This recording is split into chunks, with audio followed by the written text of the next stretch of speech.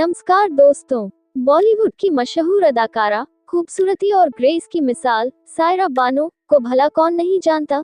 60 और 70 के दशक में उन्होंने अपनी शानदार अदाकारी से दर्शकों के दिलों में खास जगह बनाई। तो आइए जानते हैं उनकी जिंदगी की दिलचस्प कहानी।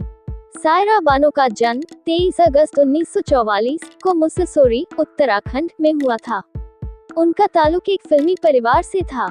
उनकी मां नसीम बानो भी एक जानी मानी अभिनेत्री थी, जिन्हें बॉलीवुड की पहली ड्रीम गर्ल कहा जाता था, और पिता मियां एहसान उल हक एक फिल्म निर्माता थे।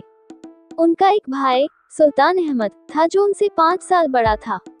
सायरा का बचपन एक रॉयल माहौल में बीता और उन्होंने अपनी शुरुआती पढ़ाई लंदन में की। उनकी अधिकांश बचपन लंदन में बीता, जहां से पढ़ाई पूरी करने के बाद वह भारत लौटी। सायरा बानो को स्कूल के दिनों से ही एक्टिंग से लगाव था। सायरा ने एक बातचीत के दौरान कहा था कि वह 12 साल की उम्र से ही अल्लाह से दुआ मांगती कि वह उन्हें अम्मी जैसी हीरोइन बनाए। सायरा बानो ने 16 साल की उम्र में फिल्म इंडस्ट्री में कदम रख दिए थे। हालांकि एक प्रोग्राम के दौरान सायरा से कहा गया कि उन्हें डांसिंग का बहुत कम अनुभव है, जबकि उनके साथ के लोगों को इसमें काफी ज्यादा अनुभव है। इस पर सायरा ने कथक और भरतनाट्यम की बाकायदा ट्रेनिंग ली। सायरा बानो ने वर्ष 1961 में शम्मी कपूर के साथ फिल्म जंगली से बॉलीवुड में डेब्यू किया। तब उनकी उम्र महज 17 वर्ष थी। इस फिल्म के लिए बेस्ट एक्ट्रेस की कैटेगरी में फिल्म फेयर के लिए नॉमिनेट किया गया।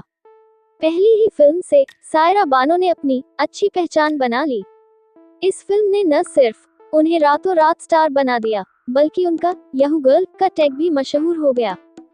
इसके बाद उन्होंने एक से बढ़कर एक हिट फिल्में दी, जैसे 1969 में आया सावन झूम के, 1968 में पड़ोसन। इस फिल्म में उन्होंने अपने कॉमिक अंदाज से सभी को दीवाना बना दिया।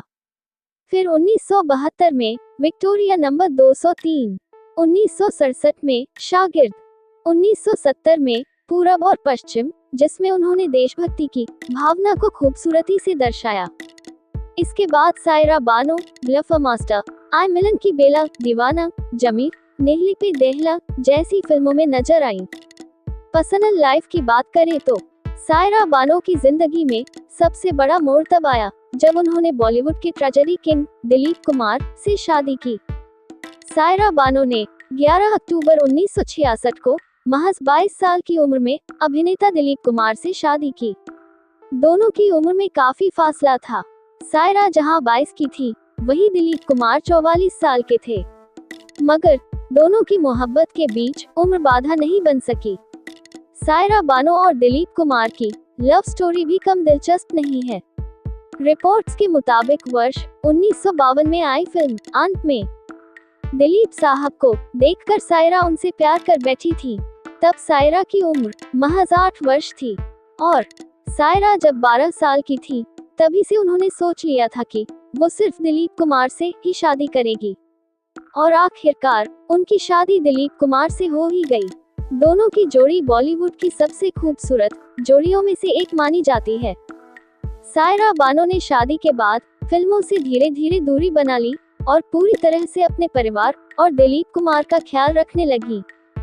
सायरा बानो ने 80 के दशक में फिल्मों से संन्यास ले लिया और अपने पति के साथ एक खुशहाल जीवन बिताने लगी। उन्होंने कई बार कहा कि उनके लिए दिलीप साहब ही सब कुछ थे। जब दिलीप कुमार की तबीयत खराब रहने लगी, तो सायरा बानो ने पूरी तरह से उनकी सेवा में खुद को समर्पित कर दिया। 7 जुलाई 2021 को जब दिलीप कुमार का निधन हुआ, तो ये सायरा बानो के लिए सबसे बड़ा झटका था। इसके बाद उन्होंने सार्वजनिक रूप से बहुत कम जगहों पर जाना शुरू कर दिया। उनके कोई बच्चे नहीं थे।